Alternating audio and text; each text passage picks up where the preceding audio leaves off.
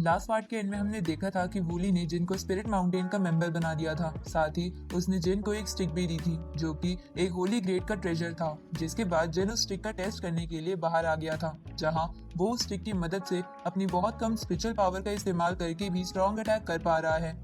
तभी वूली ने जिन के लेवल को सप्रेस करके वॉइड सेंड के पीक से वॉइड सेंड के लेवल 1 कर दिया था, ताकि वो और भी ज्यादा मेहनत करके एक ही बार में ब्रेक थ्रू कर ले। जिसके बाद जिन और वूली कहीं जाने लगे थे, जहां वो कुछ दिन तक ट्रैवल करने के बाद स्नेक लैंड के एरिया में आ गए थे, जहां दो बंदों ने जिन और वूली का मजाक उड़ाया था। पर जब उन्हें जिन के लेवल का पता चला था तो वो डर कर वहां से जाने लगे थे। लेकिन तभी उन्हें लगता है कि अगर उन्होंने जिन और वूली को जिंदा जाने दिया तो उनका मास्टर उन दोनों बंदों को नहीं छोड़ेगा। इसलिए वो दोनों जिन और वूली के पास फिर से आ जाते हैं। अब आगे तो इस पार्ट की स्टार्टिंग में हम देखते हैं कि वो दोनों बंदे जिन और वूली को रोकते हुए कहते हैं कि हमने अभी अभी जो आपसे कहा था आप उसे सीरियस नहीं लेना, क्योंकि हमारा इम्पेरियल स्नेक लैंड तो स्पिरिट माउंटेन की काफी ज्यादा रिस्पेक्ट करता है।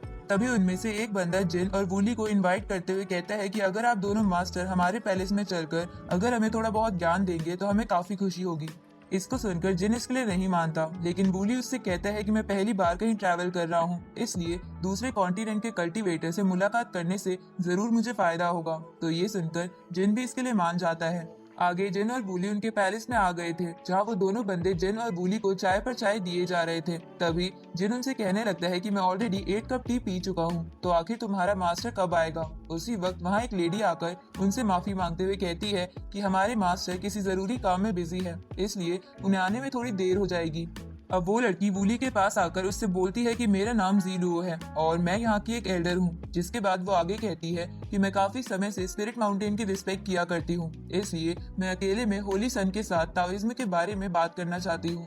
पर उस लड़की को ये नहीं पता था कि जिन और वूली में से होली सन कौन है, इसलिए वो इस बारे में पूछती है। जिस पर जिन कहता है कि मैं होली सन हूँ, लेकिन आखिर तुम जैसी ब्यूटीफुल लेडी बुद्धिज्म के बारे में क्यों जानना चाहती हो। पर अगर तुम्हें सीखना ही है तो मैं होली सन के नाते तुम्हारी रिक्वेस्ट को मना भी नहीं कर सकता। अब जिन ज़ीलुओ को देखकर मन ही मन हंसने लगता है और अलग अलग ख्याली पुलाव पकाने लगता है। इधर ज़ीलुओ अपने मन में सोचने लगती है कि ये होली सन तो मेरे जाल में बाकी लोगों की तरह आसानी से फंस गया। साथ ही वो वूली से बोलती है कि आप मेरे इन दोनों स्टूडेंट्स के साथ रेस्ट करने के लिए चले जाइए, क्योंकि हमारे क्लैन के और भी लोग बुद्धिज्म में इंटरेस्टेड हैं, तो आप उन्हें भी सिखा दीजिएगा। तभी जिन भी वूली से कहता है कि मुझे एल्डर ज़ीलुओ के साथ अकेले में बात करनी है, इसलिए तुम यहाँ से जाओ। तो ये सुनकर वूली उन दोनों बंदों के साथ वहाँ से चला जाता है। जहाँ उसके जाने के बाद जिन ज़ीलुओ से पूछता है कि अब मैं तुम्हें बुद्धिज्म के बारे में सिखा सकता हूँ। दूसरी तरफ वो दोनों बंदे वूली को एक रूम में जाकर आराम करने को कहते हैं, तो वूली देखता है कि उस रूम में आसपास बहुत सारे स्नेक थे।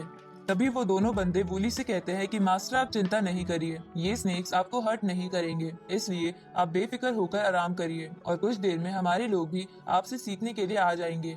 तो वूली उस रूम के अंदर आ जाता है, जहां वो अपने सामने एक बहुत बड़ा सा ग्रीन कलर का स्नेक देखता है। इधर वो दोनों बंदे हंसते हुए वापस जा रहे थे, जहां उनमें से एक बंदा कहने लगता है कि मैंने जितना सुना था ये स्पिरिट माउंटेन के लोग तो उससे भी ज्यादा बेवकूफ निकले, क्योंकि वूली को तो पता भी नहीं कि वो बहुत पावरफुल स्नेक के इलाके में जा चुका है। दूसरी तरफ ज़ीलुओ जिन के साथ फ्लर्ट कर रही थी, तभी वो धोखे से जिन पर अपनी रेड आई की पावर का यूज कर देती है, जिसको देखकर जिन उससे पूछता है कि आखिर ये तुम क्या कर रही हो। जिस पर ज़ीलुओ उससे कहती है कि मेरी रेड आई के कारण तुम्हारे मेरिडियंस ब्लॉक हो गए हैं, अब मैं तुम्हारे होली न्यूरॉन को निकाल कर अपना ब्रेक थ्रू करूंगी, क्योंकि मैंने सुना है कि होली सन के होली न्यूरॉन में डिवाइन पावर होती है।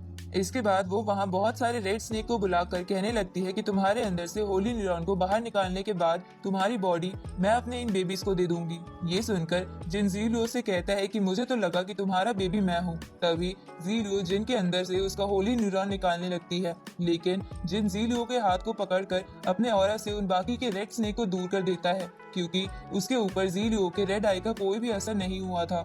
जिसके बाद उसने ज़ीलुओ पर एक अटैक करके उसे दूर कर दिया था। तभी ज़ीलुओ जिन पर एक स्नेक से हमला करती है, लेकिन जिन उस स्नेक को पकड़कर उसे रिबन में बदलकर वापस ज़ीलुओ पर ही फेंक देता है, जिसे ज़ीलुओ अपने अटैक से रोक लेती है। लेकिन उस स्नेक का ब्लड उसके फेस पर जाकर लगता है, जिससे उसे गुस्सा आ जाता है और वो जिन पर काफी तेजी से हमला करती है। लेकिन जिन बिना अपनी जगह से हिले काफी आसानी से उसके अटैक को रोकते हुए उसे फिर से दूर फेंक देता है।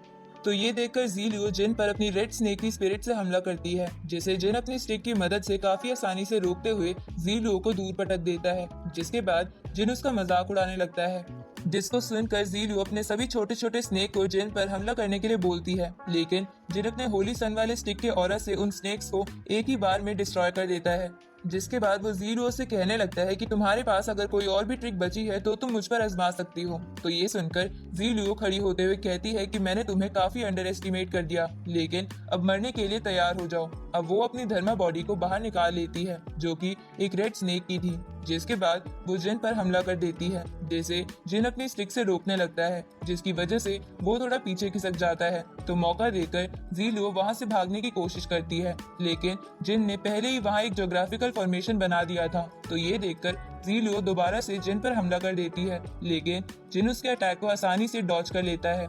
जिसके बाद ज़ीलू जिन पर अपने रेड स्नेक की फुल पावर से हमला कर देती है। तो ये देखकर जिन हवा में फ्लाई करते हुए अपनी ब्लाइंड ड्रैगन टेक्निक से उस पर हमला कर देता है, जिससे कि उसका ड्रैगन ज़ीलू के अटैक को एब्जॉर्ब करते हुए उसे बहुत इंजर्ड कर देता है। तो ये देखकर ज़ीलू कहने लगती है कि स्पिरिट माउंटेन के लोगों के पास इतनी ज्यादा स्ट्रेंथ नहीं हो सकती, इसलिए तुम मुझे अपनी आइडेंटिटी बताओ। जिस पर जिन उससे पूछता है कि क्या तुमने जिन का नाम सुना है। तो जिन नाम सुनकर ज़ीलू चौंकते हुए पूछती है कि क्या तुम डोंगशेंग कॉन्टिनेंट के जिन हो, और उसके ऐसा कहते ही ये पार्ट यहीं पर एंड होता है।